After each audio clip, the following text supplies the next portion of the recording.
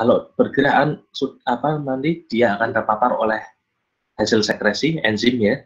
Nah, sehingga dia bisa digesti ya, digesti. Jadi dia menjadi molekul yang lebih kecil. Jadi kalau cuma motilitas saja tentu saja makanan tidak akan pecah gampang. Kalau tidak dapat sekresi juga tidak bisa dipecah menjadi molekul yang lebih sederhana. Ya, jadi dua proses inilah ya, baik motilitas dan sekresi yang dia menyebabkan terjadinya digesti. Ya. Kemudian setelah makanan itu didigesti, pasti dia harus diabsorpsi ya, jadi dia diserap oleh tubuh nanti melalui villi intestinum ya. Kemudian dia ada yang masuk ke darah, ada yang masuk pilus ya. Nanti kita lihat satu persatu. Ya, jadi ini mungkin yang di kanan ini adalah ringkasan dari fungsi sistem digestivus ya. Ini nanti tidak usah dihafalkan ya. Jadi intinya nanti misalnya kalau di esofagus tidak ada sekresi, kalau di gaster pastinya ada mobilitas sekresi ya, gesti dan absorpsi ya. Di gaster itu sudah mulai ada absorpsi. Cuman kalau kita lihat ini di esofagus kan belum ada sekresi. Kalau tidak ada sekresi, pastinya tidak ada digesti. Kalau tidak ada digesti, ya pastinya tidak ada absorpsi, gitu ya. Dan ini sistemnya ini seperti anak panah ke bawah, ya. Jadi kalau di atasnya tidak ada, ya mungkin yang ke bawah akan terganggu. Nah, jadi kita bahas lagi ya. Jadi mobilitas nanti yang kita kenal itu ada dua, gerakan propulsif sama gerakan mencampur, ya. Gerakan propulsif yang kita kenal salah satunya itu gerakan peristaltik ya. Cuman ada lagi nanti di usus besar yang kita sebut dengan pergerakan massa atau mass movement ya. Cuman dari esofagus sampai ke mana itu rektum itu pastinya ada peristalsis ya atau gerakan peristaltik. Nah, di sini dia tujuannya adalah mendorong ya dari segmen proksimal ke distal, intinya itu aja. Ya, kecepatannya bervariasi setiap organ. Kemudian gerakan mencampur. Ya, jadi gerakan mencampur di sini artinya bahwa ini adalah modifikasi dari gerakan peristaltik, tapi gerakan peristaltik itu terjadi secara berdekatan. Ya, jadi makanan itu ada yang didorong didorong ke distal, malah ada yang didorong ke proksimal lagi, sehingga nanti terjadi mixing atau pencampuran. Nanti akan ada gambarnya yang mungkin ini perlu dihafalkan dulu. Jadi mobilitas itu tidak hanya peristalsis mendorong dari proksimal ke distal, tapi juga ada gerakan namanya mixing atau mencampur ya. Nanti yang kita kenal dengan gerakan segmentasi. Kalau di usus halus namanya segmentasi, kalau di usus besar namanya haustrasi, ya, kan haustrasi. Ya, jadi tujuannya adalah supaya nanti makanan yang masuk itu bisa dicampur, ya, dicampur dengan enzim pencernaan. Kalau sudah dicampur dengan enzim pencernaan, otomatis nanti penyerapan atau absorpsinya akan lebih baik, ya. Intinya itu. Nah, sekarang sekresi. Jadi sekresi itu apa saja produk yang dihasilkan oleh sistem gastrointestinal. Yang pertama jelas dia mengeluarkan air ya, kemudian elektrolit. Ini mungkin kurang lengkap ya sini ya. Ada mukus juga ya. Mukus itu tujuannya untuk melapisi saluran cerna. Ya kita sangat perlu ya lubrikasi dari saluran cerna. Jadi kalau kita makan makanan yang keras, kalau tidak ada mukus yang diproduksi oleh sel goblet ya, nanti saluran cerna jadi lecet ya. Dan itu biasanya terjadi pada anak-anak yang masih berusia muda yang misalnya belum pada saatnya itu makan, misalnya bayi 6 bulan itu kan harusnya belum boleh makan makanan padat ya. Harusnya kan ASI eksklusif saja ya, tidak boleh dapat makanan selain ASI, istilahnya seperti itu. Kalau terpaksa ya susu, jadi susu formula ya, teman itu kan sudah tidak sesuai dengan anjuran dari kedokteran anak ya, jadi harusnya kan si eksklusif 6 bulan. Cuman yang justru masih usia 4 bulan itu dikasih makanan padat. Akhirnya yang terjadi adalah perdarahan saluran cerna, bisa ya karena salah satunya ini mukusnya belum banyak ya, produksinya oleh sel goblet, dan pergerakan motilitas dari usus itu juga masih belum berkembang dengan baik ya. Kemudian, nah ini ada enzim pencernaan tadi kita sudah tahu, contohnya misalnya amilase, lipase ya. Kemudian garam empedu, nah ini garam empedu ini lebih dihasilkan oleh hepar ya, jelas ya. Tapi nanti dia akan masuk ke sistem biliar, nanti masuk ke duodenum ya, kemudian nanti dia bercampur dengan makanan ya, terutama dia dibutuhkan untuk pencernaan lemak ya. Satu lagi ini lupa ya mungkin ya, satu lagi namanya hormon ya. Sekresi dari pencernaan itu adalah yang keempat, hormon.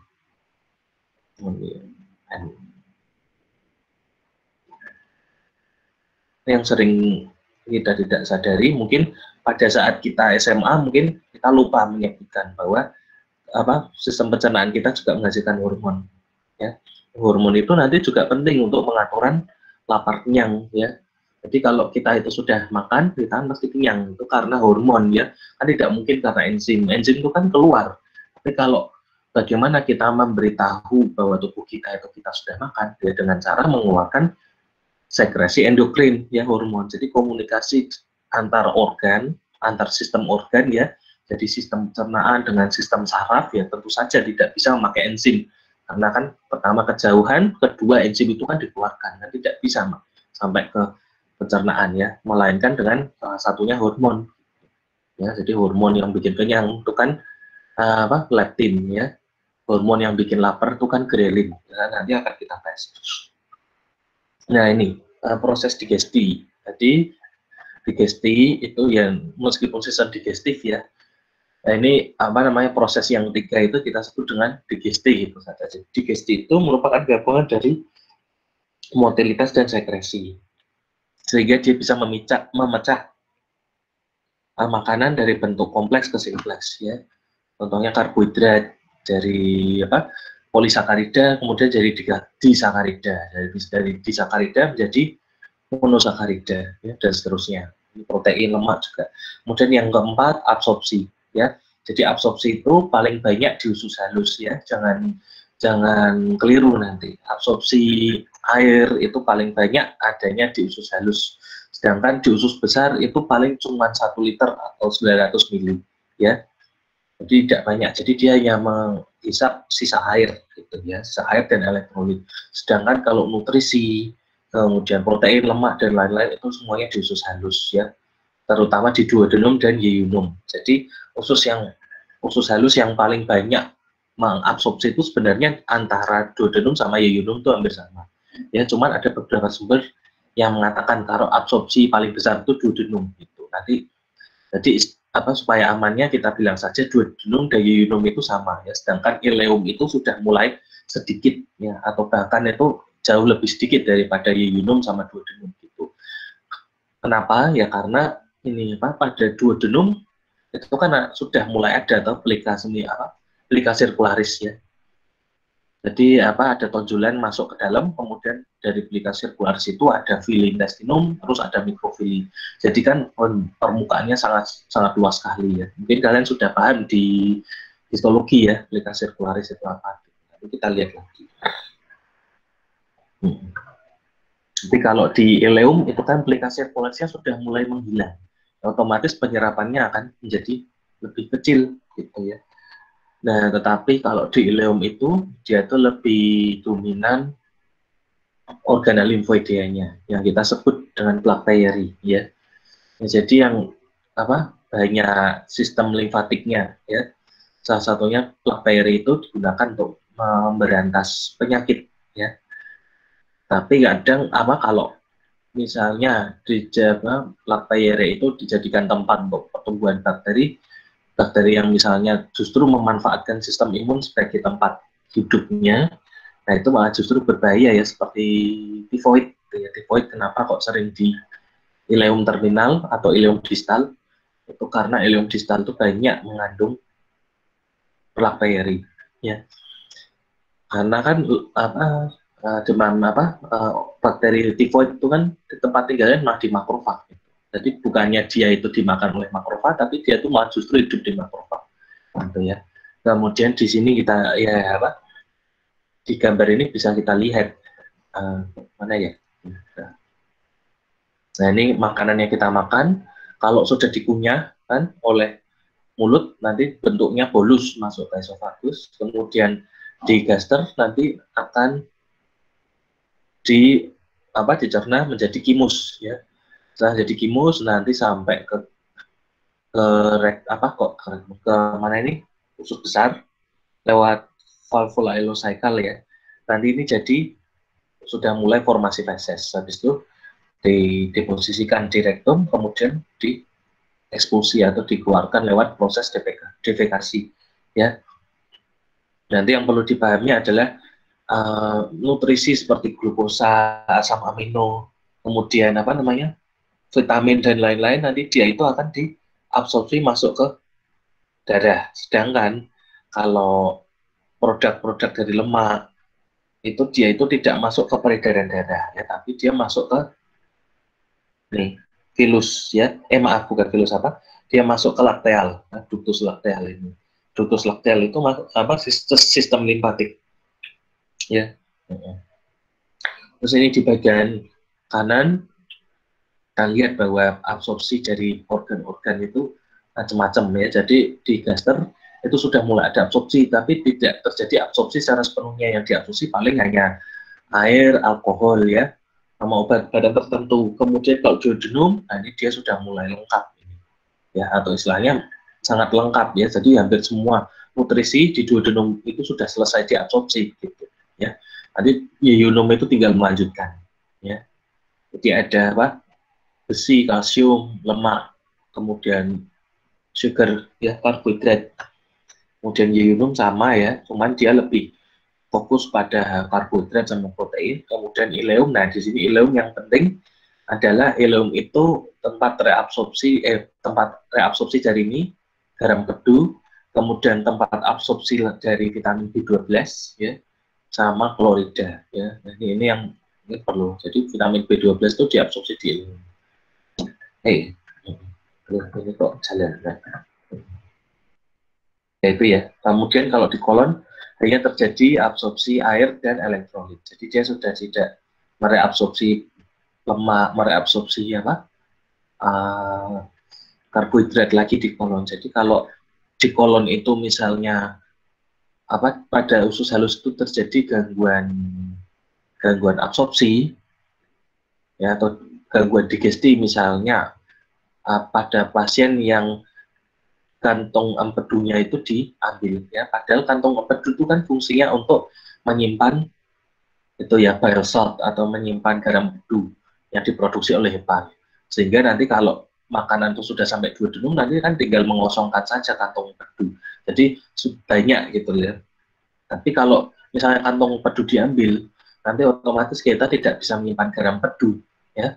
Nah akhirnya nanti sekresi empedunya yang masuk ke mana itu, yang masuk ke duodenum nanti akan berkurang. Nah, kalau berkurang, nanti terutama pencernaan lemak akan terganggu. Kalau pencernaan lemak terganggu, nanti absorpsinya pasti juga akan terganggu, ya kan? Kalau absorpsinya terganggu, nanti pasti masuk ke kolon. Nah, sedangkan di kolon itu sudah tidak bisa melakukan absorpsi lemak. Akhirnya nanti fesesnya menjadi berlemak, ya, atau yang kita sebut dengan steatore, ya, steatorea.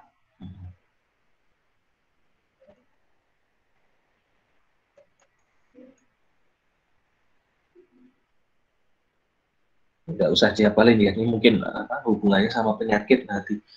Jadi kalau misalnya kalian ditanya, oh efeknya apa ya kalau empedunya kantong empedunya saya diambil, ya kalian setidaknya bisa jawab.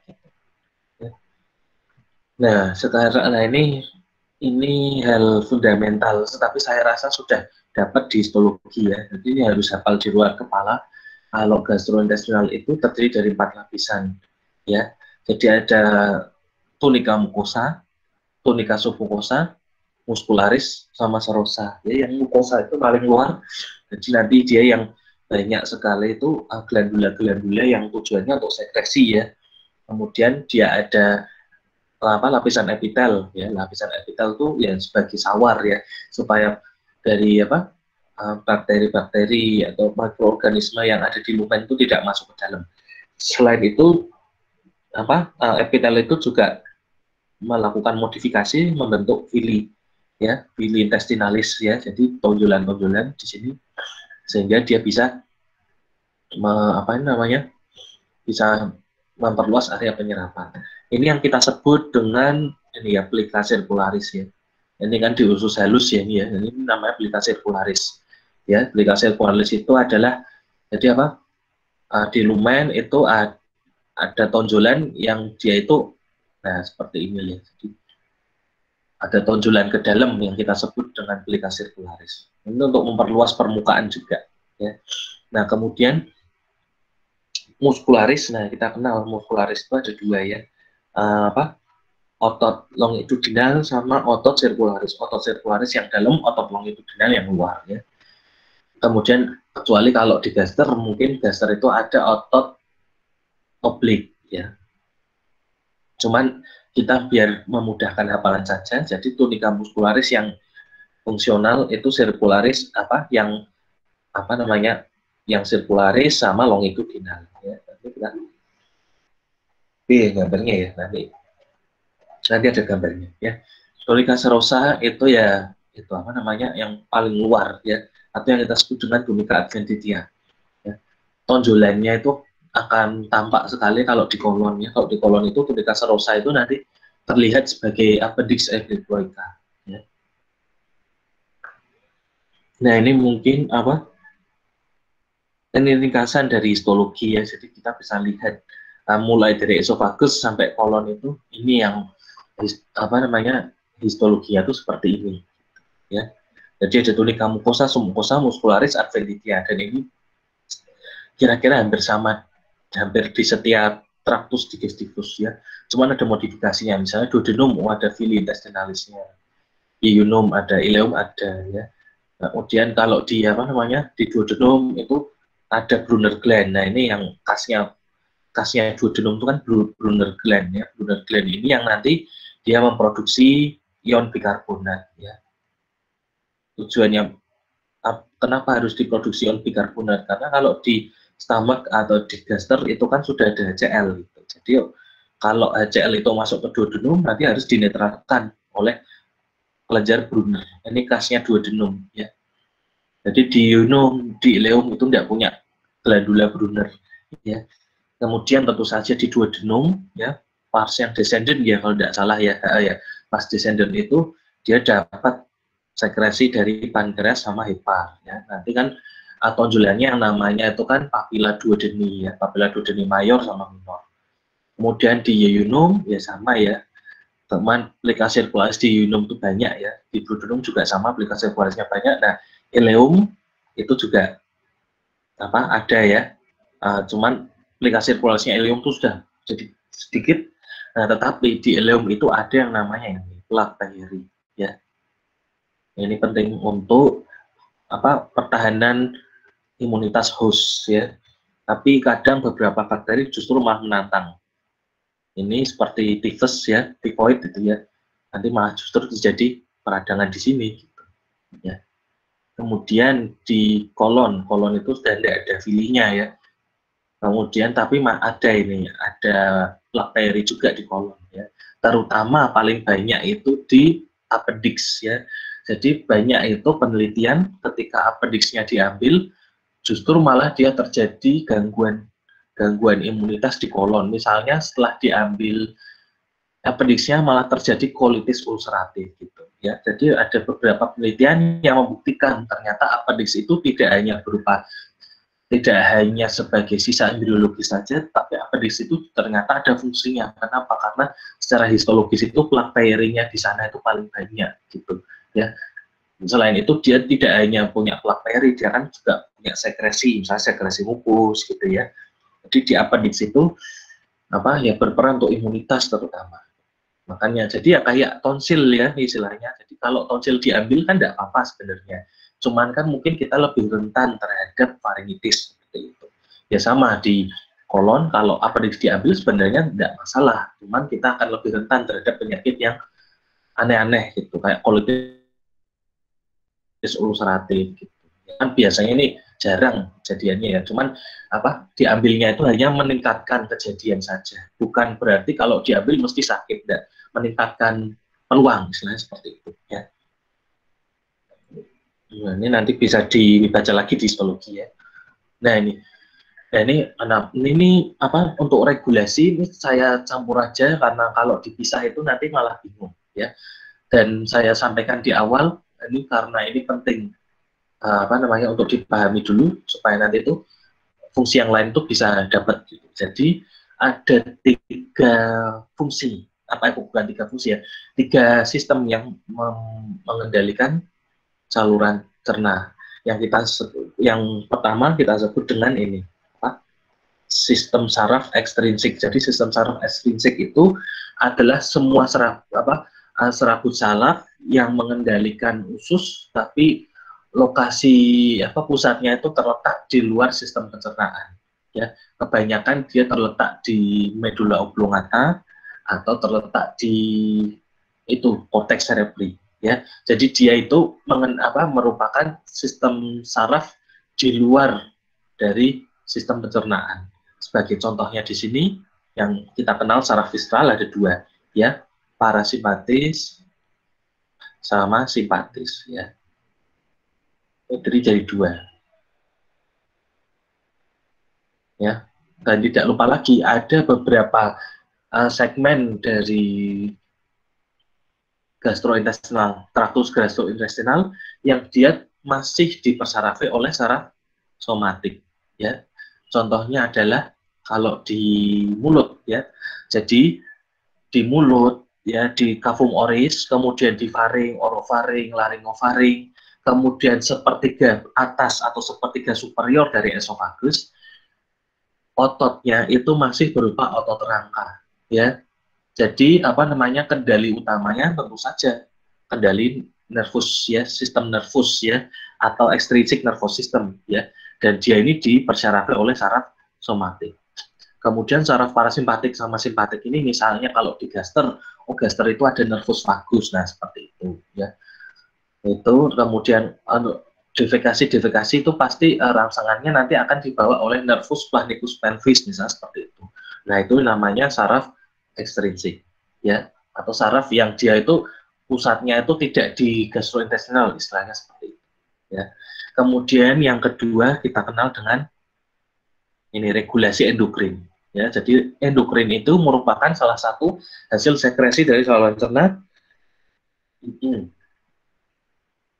ya, yang tujuannya untuk meregulasi aktivitas dari saluran cerna itu sendiri.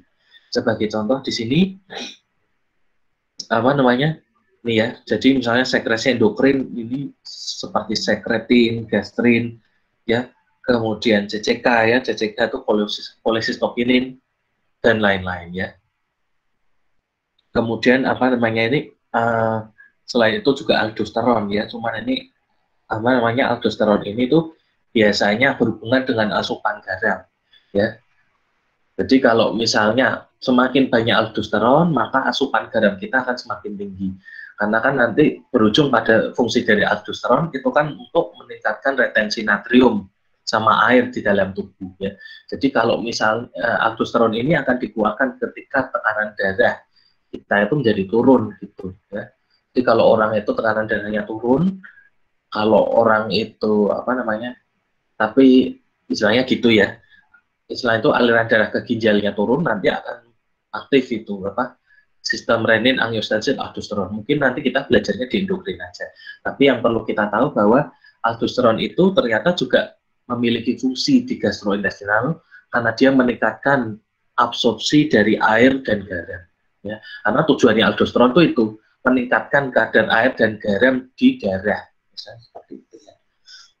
Nah, kemudian yang ketiga adalah ini sistem saraf lokal ya, atau yang kita sebut dengan sistem saraf intrinsik ya, yang kita sebut dengan enteric nervous system ya. Berbagai sumber ini mengatakan bahwa enteric nervous system ini kita anggap sebagai otak kita ya. Jadi otak perut istilahnya seperti itu, atau yang kita sebut dengan the little brain. Kenapa bisa disebut the little brain? Karena ternyata jumlah ganglion yang ada di gastrointestinal tract itu jumlahnya sama dengan jumlah badan sel atau soma yang ada di otak cortex cerebri ya. Jadi sangat banyak sekali ya. Jadi intinya sepanjang usus kita itu banyak sekali saraf-saraf yang istilahnya itu mengendalikan dari kinerja dari usus. Jadi dia sudah punya kendali sendiri gitu. Meskipun mungkin kalau dia berdiri sendiri itu akan kesulitan ya. Jadi misalnya kalau terjadi kendali dari enteric nervous system saja itu tidak bisa untuk mengendalikan fungsi dari saluran cerna. Jadi dia harus mendapat bantuan dari endokrin, dia mendapat bantuan dari sistem saraf ekstrinsik ya. Tujuannya adalah untuk supaya kita itu berespon terhadap stimulus yang terjadi ya. Misalnya kalau kita pada saat kita mau makan, tentu saja kan misalnya melihat makanan itu kok teman saya makanannya enak, makan sushi atau makan spaghetti itu, ya kan pasti otak kita kan mengartikan bahwa otak kita memberikan dorongan kepada sistem gastrointestinal supaya sekresinya meningkat gitu ya. Jadi intinya tiga fungsi ini tuh tumpang tindih gitu ya, tidak bisa berfungsi sendiri. Oh ya, mengenai enteric nervous system itu bisa kita ibaratkan seperti itu loh, sistem konduksi yang ada di jantung ya. Jadi sebenarnya tidak hanya sistem jantung saja yang punya sistem autoregulasi, di usus juga ada sistem autoregulasi ya. Nah, bedanya kalau di jantung itu semua kontraksi itu berasal dari SA node ya. Di AV node ada itu sel kontraktilnya, cuman tujuannya di AV node itu kan dia hanya menstabilkan irama yang diteruskan oleh SA node ya. Cuman kan utama dari konduksi dari jantung itu kan oleh SA node. Tapi kalau di intestinum itu dia tersebar di seluruh intestinal ya, dan sifatnya jauh lebih lemah daripada SA node gitu. Nah, pacemakernya itu dari pacemakernya dinamakan apa? Mungkin kalau di histologi mungkin kalian sudah dapat ya. Itu sel cajal ya namanya. Cajal cell of intestinum ya. Sel cajal ini adalah itu sel autoregulasi yang sifatnya itu pacemaker, yang dia itu menyebabkan kontraksi dari otot-otot polos yang ada di gastrointestinum. Nah, sehingga sebagai contoh ya, misalnya kalau ada makanan masuk ke gaster, nanti itu segmen usus yang di bawahnya itu peristalsisnya itu akan meningkat. Nah, kenapa? Karena ada itu karena ada pengaruh pada reseptor gang yang ada di gaster. Nah, itu nanti memberikan impuls, memberikan istilahnya itu memberikan impuls ya kepada saluran cerna di bawahnya, nah, sehingga sel intestinal cajal itu aktivitasnya akan lebih tinggi gitu ya, sehingga nanti akan terjadi gerakan peristalsis gitu. Nah, jadi kalau misalnya gini aja ya, jadi kalau jantung itu kita ambil itu kan dia masih bisa berdetak gitu, tapi kalau usus kita ambil dia sudah tidak bisa, peristalsisnya sudah hilang ya, karena karena memang sifatnya dari pacemakernya usus itu lemah, dan untuk pacemakernya usus itu dia butuh stimulus ya, berupa salah satu stimulusnya berupa adanya makanan dalam itu traktus gastrointestinal, barulah sel cajal itu aktivitasnya akan meningkat ya. Cuman yang jelas kita tidak bisa memvisualisasi peristaltik secara hidup ya, kalau khususnya diambil gitu ya mungkin akan sulit ya. Nah, jadi ini ringkasan dari tadi ya, autoregulasi ya. Jadi ada yang kita sebut jadi stimulus ini ya, tadi stimulus tadi sudah saya sampaikan, misalnya seperti stretch atau peregangan atau pH meningkat. Nanti pertama kali yang merespon adalah ini ya, enteric nervous system atau sistem saraf yang ada di dalam gastrointestinum yang kita sebut dengan enteric nervous system, the little brain ya. Kemudian stimulus itu kemudian kan nanti diubah menjadi impuls, jadi energi listrik kan, kemudian dia akan bisa diteruskan langsung oleh enteric nervous system ke neuron eferen. Nah, sehingga kalau neuron eferen itu nanti dia meningkatkan aktivitas atau pergerakan atau kontraksi dari otot polos yang ada di gastrointestinal dan sel sekretori yang ada di gastrointestinal. Nah, sehingga aksinya ini adalah ini, ada kontraksi, jadi muscle contraction nanti kan jadi peristalsis ya, kemudian mengeluarkan eksokrin yang misalnya enzim ya, kemudian pengeluaran endokrin ya, endokrin misalnya seperti hormon CCK, gastrin gitu ya. Nah, selain itu tidak hanya enteric nervous system, nah sekarang apa namanya stimulus tadi, kemudian impulsnya itu juga bisa diteruskan ke otak ya, diteruskan ke otak atau ke sistem saraf pusat atau yang kita sebut dengan the cephalic brain ya. Nah, the cephalic brain ini kemudian nanti barulah terjadi misalnya pusatnya di medulla oblongata, misalnya seperti rangsang muntah seperti itu ya. Nah, nanti barulah dia memberikan impulsnya kembali ke dalam kembali ke usus itu sendiri. Jadi cephalic brain atau yang kita sebut dengan sistem saraf ekstrinsik itu adalah persarafan yang dia di luar dari gastrointestinal ya. Nah, selain dia mendapat impuls dari gastrointestinal sendiri, ternyata dia juga mendapat impuls dari luar ya.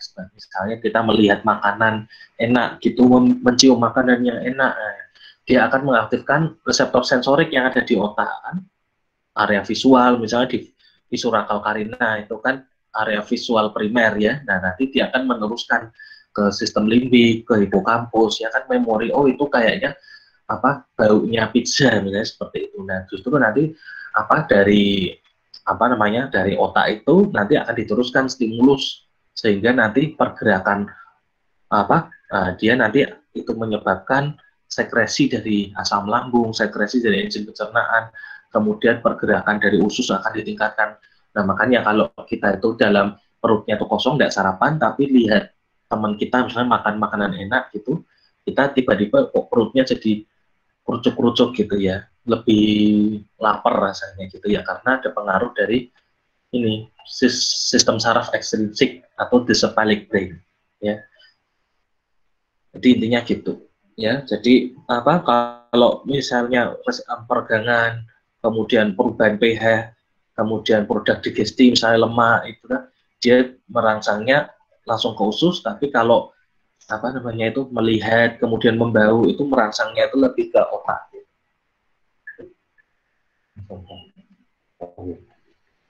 Ya, nah ini bisa kita lihat jadi tidak perlu dihafalkan ya, itu saja Sekarang saya tidak mengeluarkan soal saraf-saraf terlalu banyak, nanti malah kasihan kalian ini ya. Jadi intinya ini ya, intrinsik. Jadi ini persarafan yang ada di dalam usus, bukan usus ya, gastrointestinal tract. Gastrointestinal tract dari esofagus 2/3 bawah sampai rektum ya. Jadi diingat ya, sampai anus ya, maaf ya. Sampai nanti itu yang sphincter ani eksterna. Nah, sphincter ani eksterna itu sudah tidak termasuk saraf intrinsik ya. Kalau cavum oris, paring itu kan masih masih oleh kendari somatik ya, jadi dia tuh termasuk ekstrinsik. Barulah ketika 2/3 bawah esofagus, nah itu dia sudah kebanyakan sudah ada yang namanya ini ya, sistem saraf intrinsik. Sistem saraf intrinsik kalau cara histologi itu kita akan melihat ada 2 plexus toh di gastrointestinal tract kita ada dua plexus ya, yaitu plexus submucosa sama plexus mesentericus ya. Ini sudah dapat ya kalian, mesentericus itu kan di antara muscularis circularis sama longitudinalis ya. Kalau submucosa itu kan di tunica submucosa ya. Sudah dapat ya. Nanti dia impulsnya di mana nanti dia berhubungan. Nah, ini ada parasimpatis, kemudian simpatis, ini dia itu hanya mempengaruhi. Jadi dia tidak istilahnya itu tidak secara langsung memberikan pengaruh ya.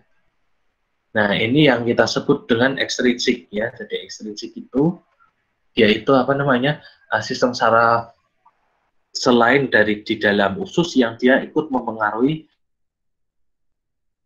fungsi dari gastrointestinal nervus vagus ya. Nervus vagus itu dia hampir di semua segmen usus ya. Kemudian nervus sympathetic chain ya ini ya. Misalnya ini plexus plexus mesentericus inferior ya, plexus mesentericus superior. Ini plexus coeliacus ya. Jadi ini simpatis ini yang dia memperlambat gerakan dari gastrointestinum. Kemudian yang bawah sendiri, nah ini untuk defekasi ya, ini nervus pelvicus, nervus plantar pelvis ini yang berperan untuk defekasi ya. Jadi ini apa namanya? Ini baik secara intrinsik maupun ekstrinsik ini bekerja bersama-sama dalam mengendalikan fungsi dari gastrointestinal. Itu ya. Jadi nanti harus bisa membedakan antara saraf intrinsik dan ekstrinsik. Intrinsik ini pokoknya ini aja ya, di dalam, ekstrinsik itu di luar. Ya, itu tadi tentang regulasinya. Sekarang kita masuk ke organ-organ. Ya. Mungkin nanti 9:30 kita rehat sebentar aja ya. Ya, sekarang mulut dulu ya. Mungkin kita bahas mulut sampai gaster ya. Nah, ini mulut ini tujuannya ya nanti bisa dibaca sendiri, nggak usah ya, ini nggak penting. Tonsil, gigi geligi, oklusi, jadi kontak antara gigi dan bawah. Tujuannya untuk bite force, nggak usah ya ini ya. Sampai 200 pon. Jadi kita itu bisa menggigit apa namanya kekuatan menggigit kita itu 200 pon. Gitu. Jadi seperti ditimpa 200 pon. Berarti cukup berat ya. Gitu ya. Gas LPG itu berapa kilo ya kira-kira? 200 pon itu kan sekitar 80 kilo. Jadi ibaratnya 80 kilo itu untuk memecah kacang itu ya pasti bisa. Ya. Nah ini, jadi nanti di mulut itu ada namanya proses mastikasi. Jadi mastikasi itu adalah itu pengunyah ya, mengunyahkan. Tujuannya adalah untuk membantu penelanan, mencampur dengan saliva dan merangsang taste bud ya. Merangsang taste bud itu yang ada di lidah sama di bukal ya. Jadi taste bud itu tidak cuma di lidah tapi di bukal juga ada, bahkan di faring ya. Makanya kalau kita itu kena asam lambung kan tidak hanya lidah yang pahit tapi juga tenggorokannya juga bisa pahit ya. Kenapa? Karena di tenggorokan juga ada taste bud, di orofaring juga ada taste budnya. Jadi intinya mastikasi itu adalah sifatnya volunter ya. Jadi proses mastikasi itu kita sadari ya. Ya ini saja. Nah ini saliva. Jadi saliva itu diproduksi oleh sebenarnya tidak hanya 3 kelenjar besar. Ini kelenjar ekstrinsik ya. Kita sebut. Ada yang namanya kelenjar intrinsik ya. Kelenjar intrinsik itu dia tersebar di seluruh mukosa saluran cerna. Maaf, di mukosa yang ada di apa ini namanya? Di rongga mulut ya. Sebagai contoh misalnya glandula lingualis, glandula buccalis itu dia juga menghasilkan saliva gitu. Nah, tapi yang kita kenal itu kan ekstrinsik aja ya. Jadi nanti jangan lupa bahwa kita punya sekresi saliva dari glandula intrinsik, tapi hanya 10% ya. Nanti 90% itu diproduksi oleh ekstrinsik yang letaknya itu di luar dari traktus gastrointestinal, sehingga kita sebut kelenjar saliva ini sebagai glandula saliva glandula aksesorius ya toh. Aksesori ya. Kalau jadi di gastrointestinal tract itu sudah ada kelenjar ludahnya sendiri. Tapi ternyata kita cuma 10%. Jadi kita mendapat 90% itu dari luar atau dari aksesorius ya. Jadi produksi saliva itu banyak sekali sampai maksimal 2 liter per hari ya. pH-nya sekian ya.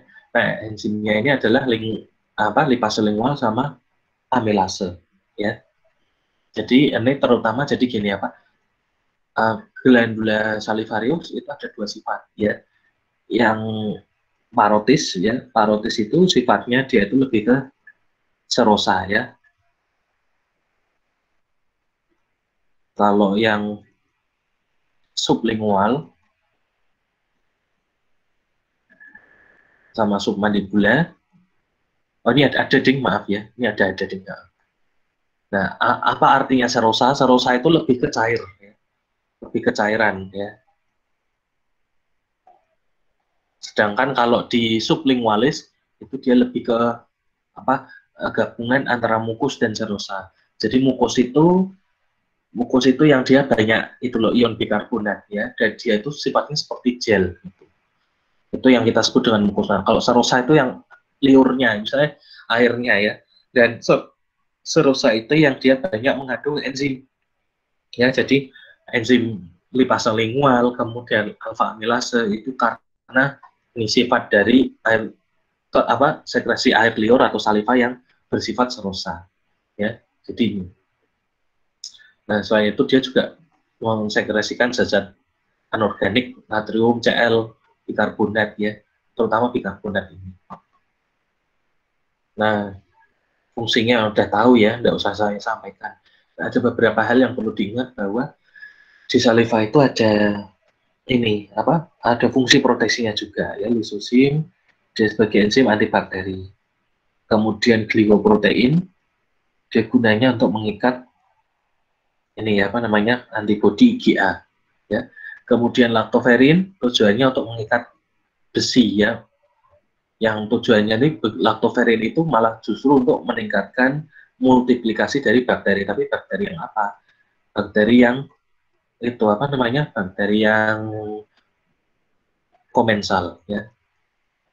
Jadi dalam tubuh kita itu ada bakteri yang dia hidup berdampingan dengan manusia, yang dia itu juga membantu produksi dari nutrisi ya, terutama nanti yang di usus besar itu ya. Kalau di usus besar itu kan E. coli ya, yang sangat membantu untuk formasi feses, yang dia itu juga membantu dari produksi vitamin K sama vitamin B ya. Jadi istilahnya kita harus hidup berdampingan dengan bakteri yang ada di dalam traktus gastrointestinal ya.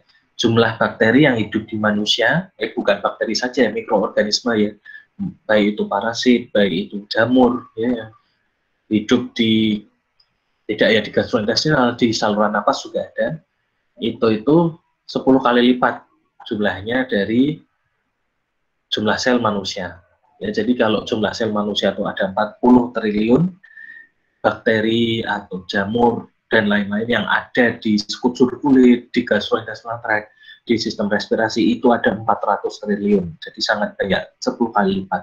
Cuman kalau ditimbang beratnya paling cuma 1 kilo ya. Kenapa? Karena kecil-kecil ya, bakteri itu kan sangat kecil. Tapi kalau sel kulit kan gede-gede ya. Nah, jadi intinya ini tidak usah diapalin, tapi yang perlu diapalin ya lisosim ini ya.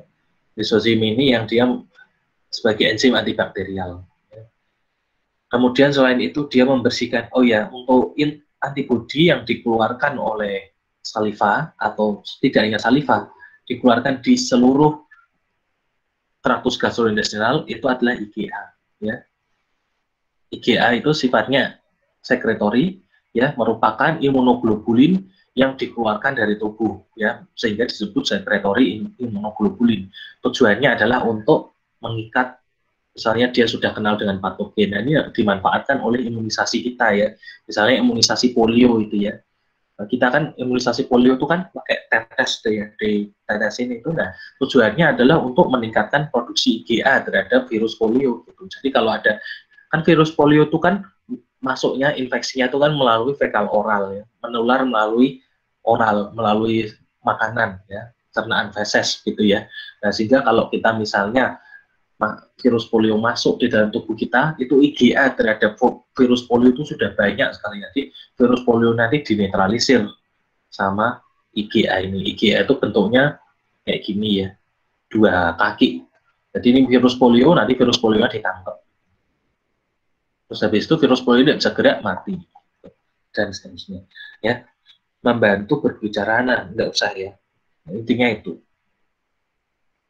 Nah ini bisa kita lihat, ini adalah proses pengeluaran saliva.